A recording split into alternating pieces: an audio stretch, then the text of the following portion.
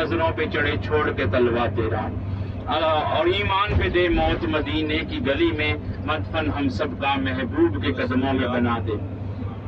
تو یہ آگے سیدھے آج کی طرف مسجد ذوالنورین حضرت عثمان غنی رضی اللہ تعالیٰ عنہ کی پل کے اوپر سے ہمیں مسجد نظر آئے گی۔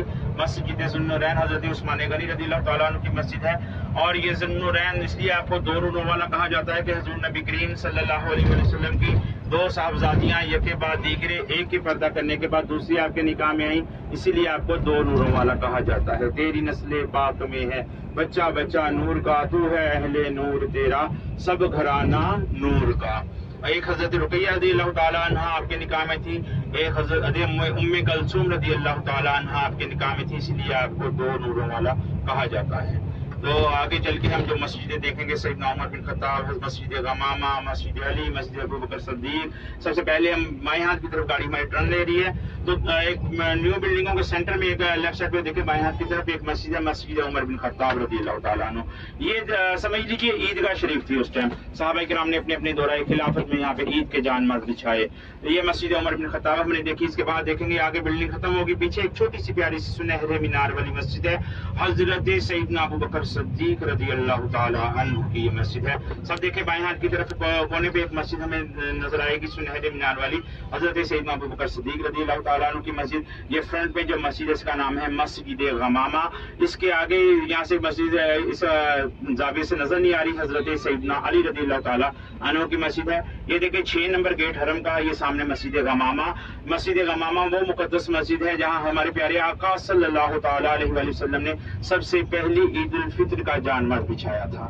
یہ وہ مسجد ہے، اور چکموں پہ 4 سال میرے آقا کریم صلی اللہ علیہ وآلہ وسلم یہاں پہ نمازیں ادا فرماتے رہے، اور مسجد علی اور حضرت علی رضی اللہ تعالیٰ عنہ نے اپنی دورہ خلافت میں عید کا جان بچھایا، اسی طرح ابوبکر صدیق، اسی طرح عمر بن خطاب، صحابہ کرام نے اسی طرح اپنے اپنے جن کے نام سے مسجدیں ہیں اپنے اپنے دور میں یعنی عید کے جان مرد بچھائے۔ یہ وہ مقدس مسجدیں جو حرم کے بالکل قریب ہے، عیدگاہ شریف تھی اس ٹائم، اور حضور نبی کریم صلی اللہ علیہ وسلم بادل کو بھی کہتے ہیں۔ اسی مسجد نبوی شریف میں ہمارے پیارے آقا مدنی والے مصطفیٰ صلی اللہ تعالیٰ علیہ وآلہ وسلم جمعہ کا خطبہ ارشاد فرما رہے تھے۔ کیا کر رہے تھے؟ جمعہ کا خطبہ ارشاد فرما رہے تھے۔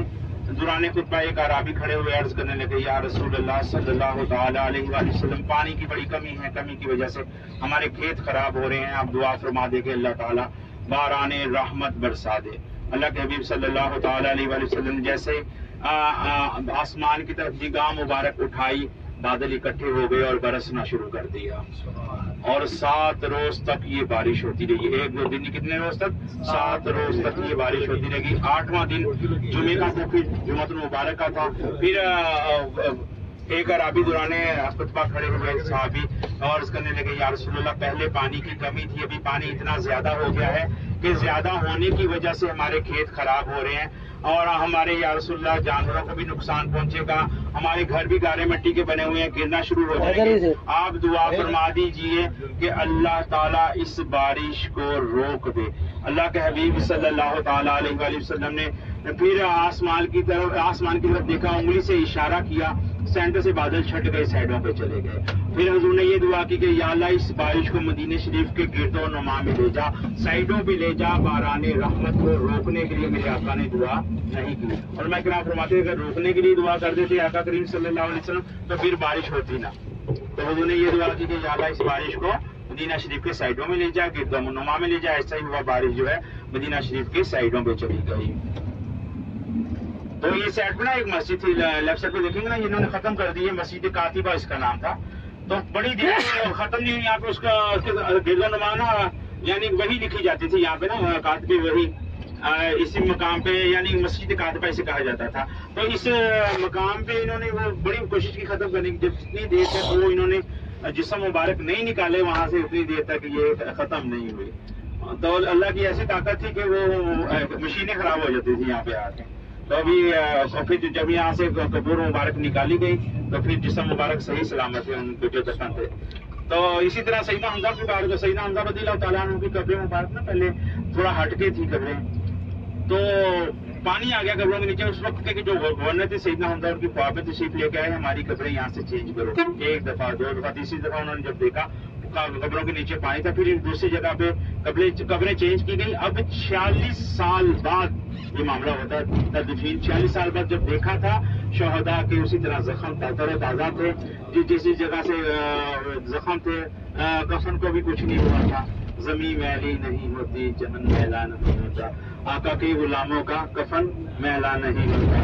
تو کہنے کا مقصد ہے یہ تو عظیم صحابہ کرام ہیں، جیت صحابہ کرام ہیں جو آرام فرما رہے ہیں، اللہ تعالیٰ ان کے صدقے ہم سب کی مغفرت فرمائے، ہمیں بار بار ہر سال آنے کی توفیق عطا فرمائے۔ یہ بقی والوں کو سلام کر کے فاتحہ پڑھ لیجیے ان کے لیے۔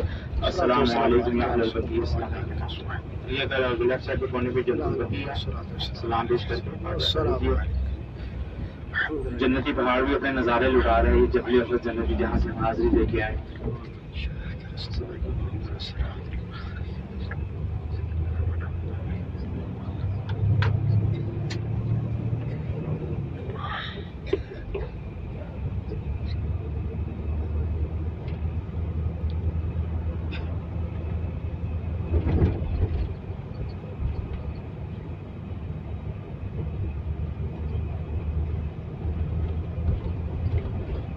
اللہم صلی اللہ سیدنا مولانا محمد ومادن الدودی والکرم وعلیہ وبارک وسلم۔ اللہ فاتحہ بڑی طرح ذکر کیا، در حبیب کا ذکر کیا، اپنے بارکہ میں قبول فرما۔ آمین۔ اللہ اس کا ثواب در حبیب صلی اللہ علیہ وسلم تک پہنچا۔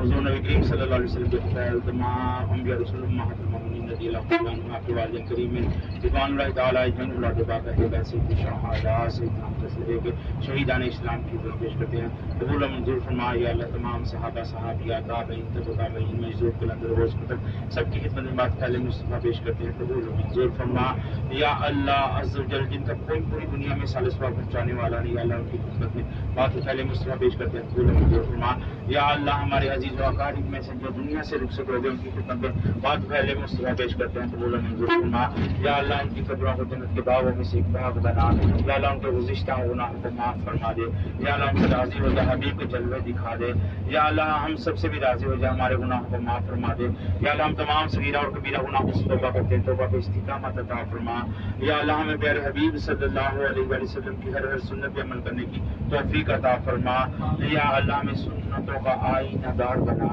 یا اللہ۔ پیارے حبیب صلی اللہ علیہ وسلم کے صدقے فضائل یا اللہ، ہم سے راضی ہو جا، کبھی ناراض نہ ہونا یا اللہ۔ یہ حاضری ہماری آخری حاضری نہ ہو، ہر سال بار بار آنے کی توفیق عطا فرما۔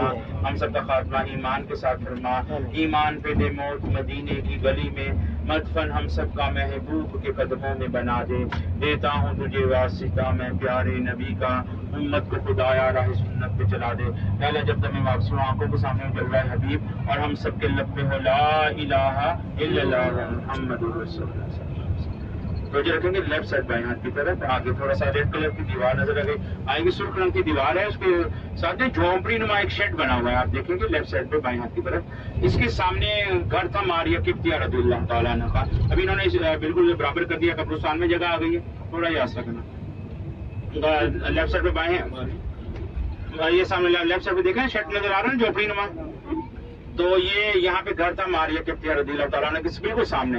تو یہ جو نا 29 روز ہمارے آقا صلی اللہ علیہ وسلم نے یہاں پہ قیام فرمایا، انہی کے وطن سے حضرت ابراہیم رضی اللہ تعالیٰ عنہ جو حضور صلی اللہ علیہ وسلم کے شہزادے ہیں، ان کی ولادت ہوئی تھی، اور ماریہ قبطیہ حضور صلی اللہ علیہ وسلم کی کنیز ہیں، اور یہ مقدس گھر انہوں نے کیا کیا، شہید کر دیا ہوا ہے۔ آگے چل کے جو مقدس باغ دیکھیں گے، باغ سلمان فارسی رضی اللہ تعالیٰ عنہ، سلمان فارسی رضی اللہ تعالیٰ عنہ فارس کے رہنے والے، بکتے بکاتے آقا کی محبت میں یہاں پہ پہنچے، اور جہاں سے انہوں نے تعلیم حاصل کی، جن راہب کے پاس بیٹھتے تھے، یعنی وہ پادری تھے، انہوں نے بولا تو انجیل میں نام محمد صلی اللہ علیہ وسلم کا نام آتا ہے، جب ان کا دور پاؤ تو ان پہ ایمان لے آنا، ان کی یہ نشانیاں ہوں گی۔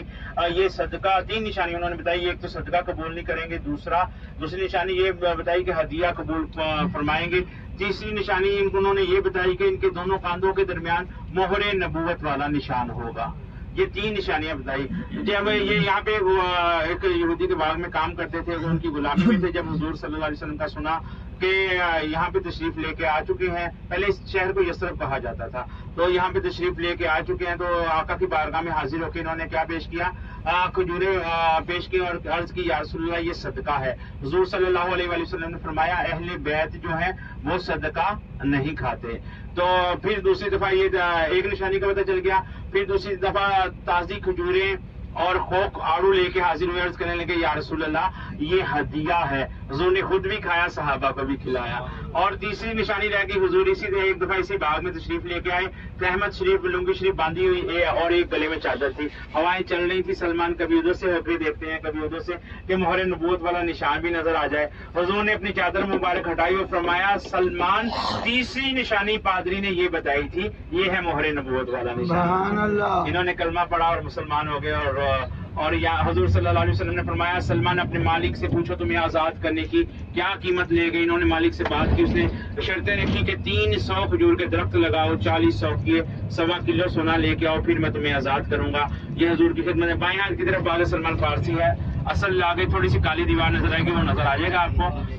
تو یہ تھوڑا یہ تھا آسرا کرنا ہلکا یہ روک دے رہا تو واقعہ مکمل ہوئے چانے.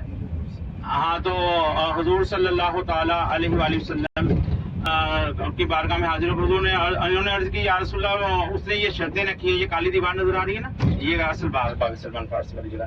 اس کے ساتھ ہی پیچھے نا گلی میں امام زین العابدین رضی اللہ تعالیٰ عنہ کا گھر مبارک بھی ہے. یہ گاڑی اندر جا نہیں سکتی، چھوٹی جگہ ہے.